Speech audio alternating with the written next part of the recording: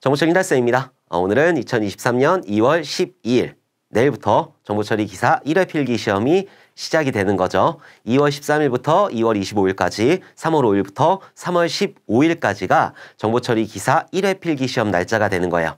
자, 여러분들은 그중에 하루를 선택을 하셨을 거고 시험장에 가셔서 분명히 합격하실 거예요. 그리고 그 기쁜 소식을 저한테 전해주실 거라 믿어 의심치 않습니다. 여러분들 다들 합격하시라고 제가 응원차 이렇게 짜란 하고 나타났어요. 자, 그리고 어떤 것들을 준비해야 되는지, 유의사항은 어떤 것들이 있는지, 자, 그리고 최종적으로 어떻게 정리하는지 이런 것들을 여러분들한테 간략하게 말씀드리고 가도록 할게요. 자, 그러면은 첫 번째로 준비물 같은 경우에는 신분증 가장 중요한 거. 자, 그리고 수험표 같은 경우에는 출력해 가셔도 되고 아니면은 수험 번호를 적어 가셔도 돼요. 그 앞에 컴퓨터 앞에 보면은 내가 그 응시한 수험표가 출력이 되어 있거든요. 그 화면에 모니터에. 그러니까는 수험 번호만 적어 가셔도 무방하다. 자, 근데 신분증 같은 경우에는 무조건 가지고 가셔야 돼요.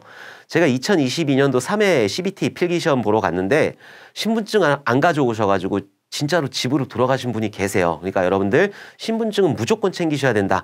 아무리 얼굴이 일치한다고 하더라도 감독관이 신분증을 확인하지 않으면은 시험에 응시를 시킬 수가 없어요. 그렇기 때문에 여기 있는 신분증, 주민등록증이라든지 운전면허증이라든지 여권이라든지 요거 3개 중에 하나는 꼭 가지고 시험장에 들어가셔야 돼요.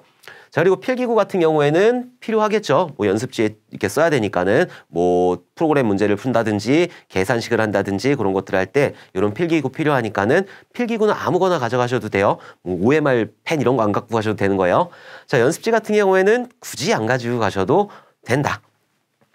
자, 주의사 어떤 것들을 주의해야 되는지 한번 보면은 좌석 배치도 딱 시험장에 들어가게 되면은 컴퓨터들이 쭉쭉 있거든요. 그럼 그 앞에 모니터에 내 수험표가 이렇게 딱 떠 있을 거예요. 그럼 그 자리에 가서 앉아가지고 시험 준비를 하시면 되는 거고, 자, 전자기기 같은 경우에는 전원 체크해 주셔야 돼요. 전원을 종료해 주시는 게 좋고, 자, 앉아가지고 가만히 있는 게 아니라 최종 점검해 주셔야 되는 거죠. 자, 최종 점검할 때는 그냥 제가 정말 이거는 시험용으로만 암기를 해주세요 라고 했던 거, 그런 것들 UML이라든지 디자인 패턴이라든지 이런 것들 조금 정리해 주시면 되는 거고, 자, 그리고 지금까지 많이 틀렸던 문제들 그런 것들 위주로 정리를 해주시면 될 것 같아요. 자, 그리고 개인 물품 정리해가지고 시험 시작 전에 다 정리를 해놓으시고, 연습지는 시작하면 달라고 그러세요. 연습지 같은 경우에는 여러분들 분명히 필요해요.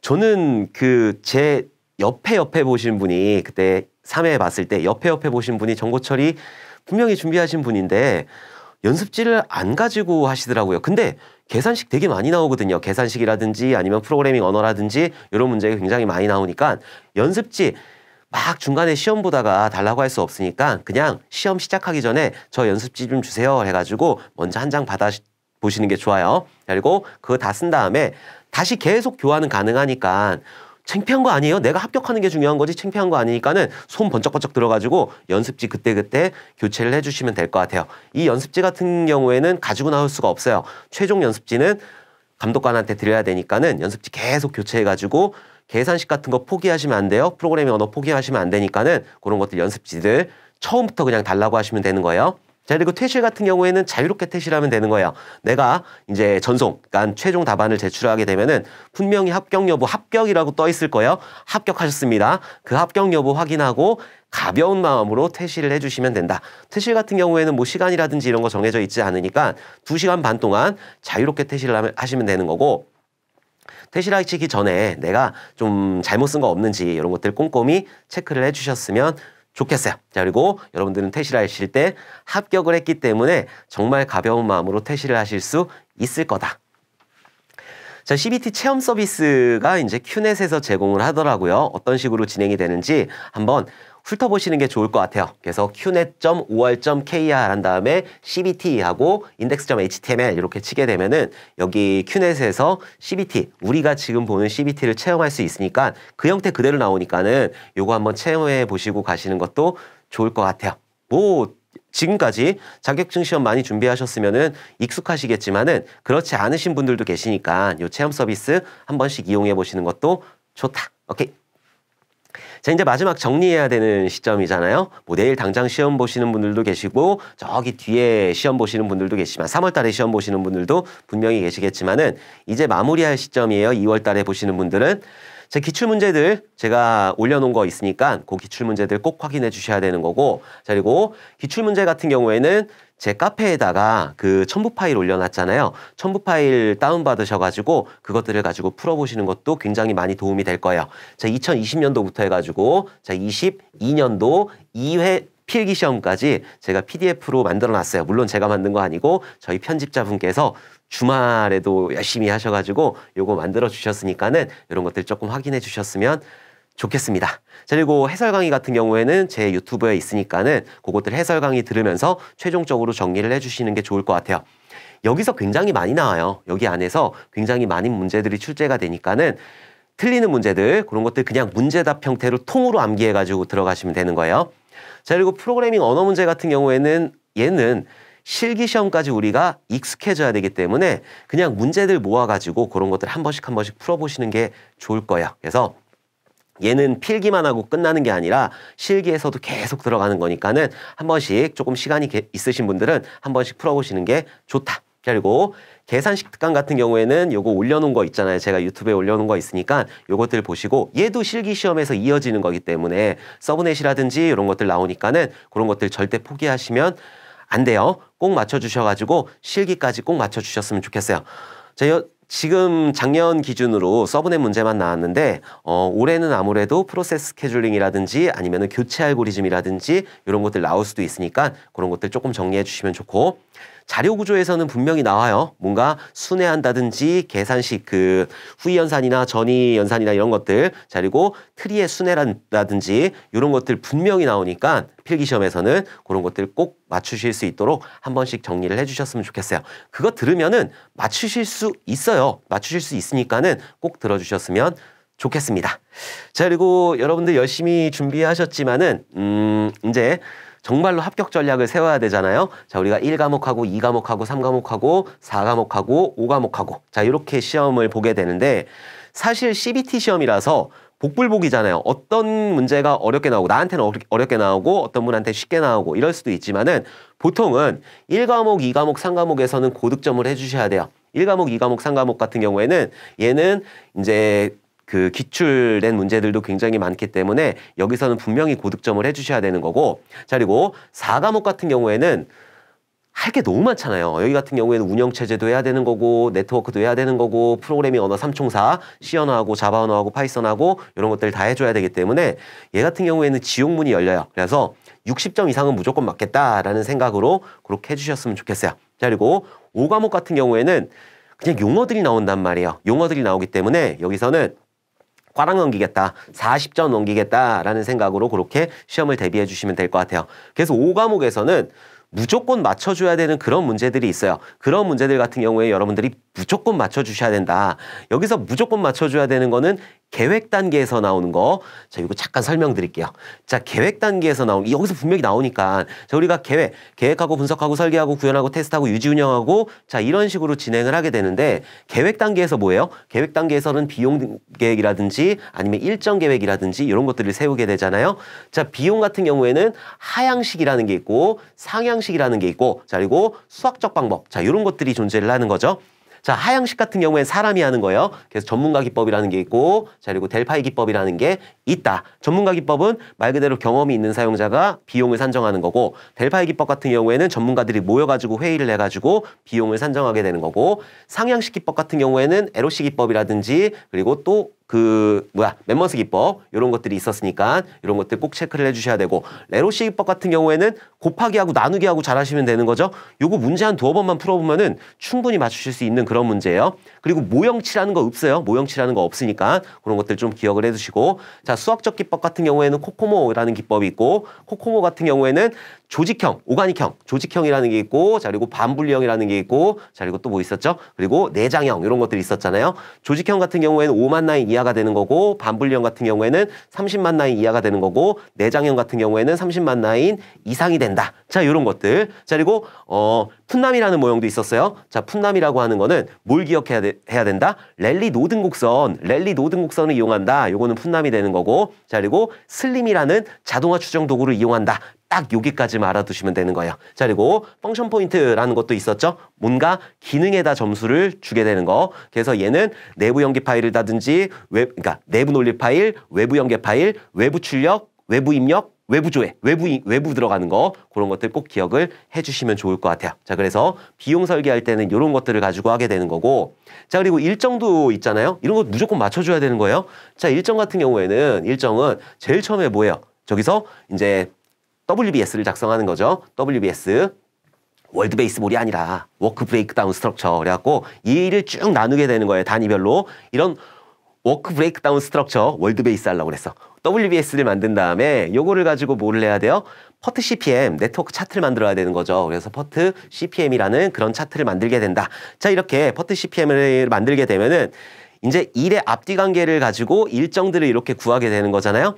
자, 그러면은 어떤 거가 만들어지느냐? 임계경로라는 게 만들어지게 되는 거예요. 임계경로. 자, 임계경로 같은 경우에는 얘는 내가 이 프로젝트를 완료할 때까지 정말로 필요한 시간, 이 정도의 시간이 있어야 된다라고 하는 그런 임계경로라는 게 이렇게 만들어지게 될 거고. 자, 그리고 마지막으로 뭘 그리게 되는 거예요? 간트 차트라고 하는 걸 그리게 되는 거예요. 간트 차트. 자, 간트 차트라고 하는 거는 뭔가 바 형태, 가로 형태의 바 형태를 이용해 가지고 쭉쭉쭉쭉 일정을 만드는 거고, 얘 같은 경우에는 일정을 얘기하는 거예요. 일정을. 자, 이런 것들 정말 맞춰주셔야 되는 그런 문제가 된다. 자, 그리고 또 여러 가지 모델들이 있었잖아요. 우리가 개발할 때 모델들. 폭포수 모델, 얘 같은 경우에는 위에서부터 밑으로 흘러내려가면서 계획하고 분석하고 설계하고 구현하고 테스트하고, 자, 이런 과정들이 물 흐르듯이 하는 거. 그래서 선형 그런 방법이잖아요. 그래서 얘는 역으로 거슬러 올라갈 수가 없다. 자, 그리고 프로토타입이라는 게 있었어요. 자, 프로토타입 같은 경우에는 시제품을 만드는 거고, 나선형 모델, 얘는 그냥 다 외워야 돼요. 그래서 얘 같은 경우에는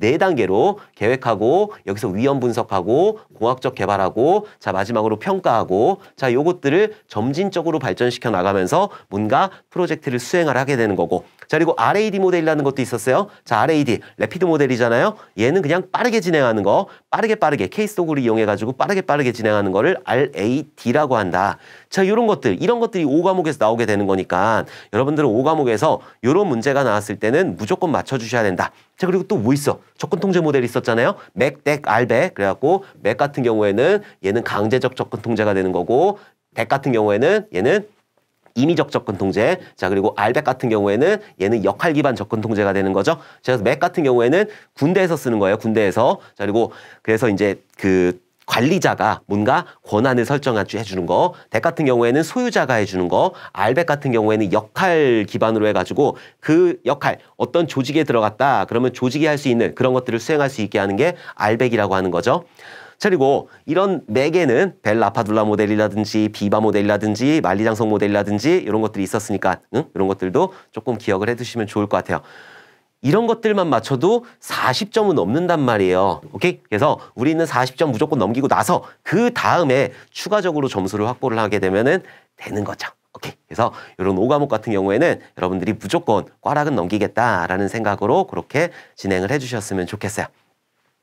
자, 이렇게 해가지고 제가 이번 시험에 대해서 간단하게 안내를 드렸고, 갑자기 하다 보니까 5과목 얘기 나오니까는 꼭 맞춰줘야 되는 것들이 갑자기 머릿속으로 막 생각이 나더라고요. 그래갖고 여러분들한테 좀 응원하려고 이렇게 찍었는데 어쩌다 보니까 약간의 강의가 됐어요. 그래도 이런 것들이 여러분들이 여태까지 공부한 것들이 정리가 되는 그런 시간이니까는 그렇게 알아주셨으면 좋겠고, 여러분들이 이런 문제가 나왔을 때 흥달쌤이 이런 얘기를 했었지, 그리고 꼭 맞춰주셨으면 좋겠습니다.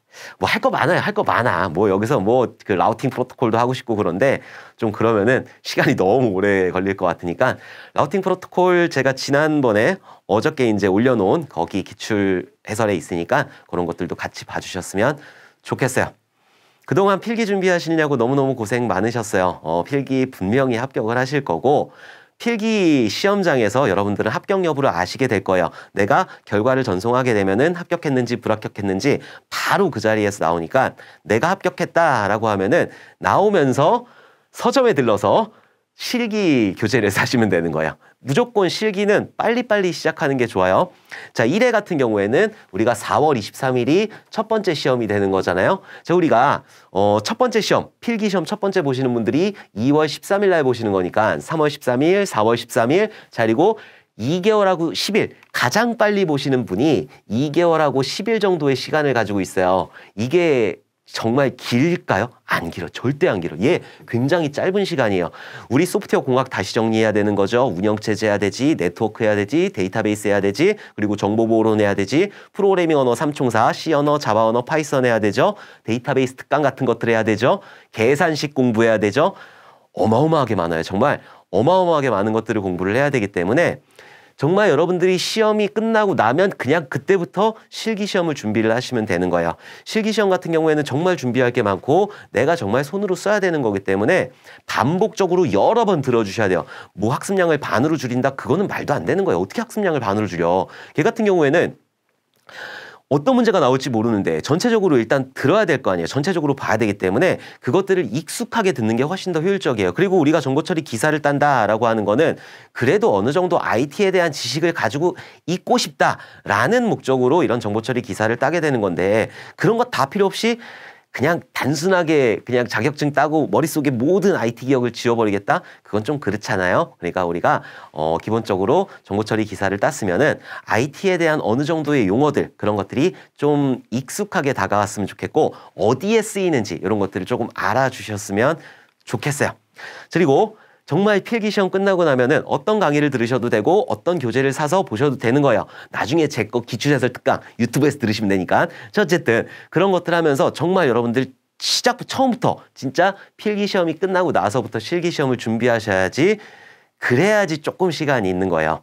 정말 나 나중에 해야지. 아우 필기처럼 야 필기 쉽다. 딱 갔더니 야 생각했던 것보다 훨씬 쉽다. 야 그러면 실기도 이 정도 수준이겠네. 아니에요. 절대 아니에요. 절대 아니니까는 합격률이 말해주잖아요. 합격률이 정말 저조하니까는 여러분들 실기 꼭 준비를 해주셨으면 좋겠어요. 갑자기 계속 필기하다가 실기 얘기를 하는데 여러분들 필기시험은 합격하실 거니까 여러분들 정말 고생 많이 하셨고 너무 긴장하거나 그러지 않으셔도 돼요. 정보처리 필기 같은 경우에는 그렇게 어렵게 출제가 되지 않으니까 여러분들 지금 열심히 준비하셔서 정말 합격하실 거예요. 그러니까 너무 걱정하지 마시고 필기시험 마음 편하게 다녀오셨으면 좋겠습니다. 다녀오신 다음에 합격 소식 전해주셨으면 좋겠어요. 자, 그러면은 우리 다음에 웃는 얼굴로 실기 강의에서 만나 뵙도록 하겠습니다. 감사합니다.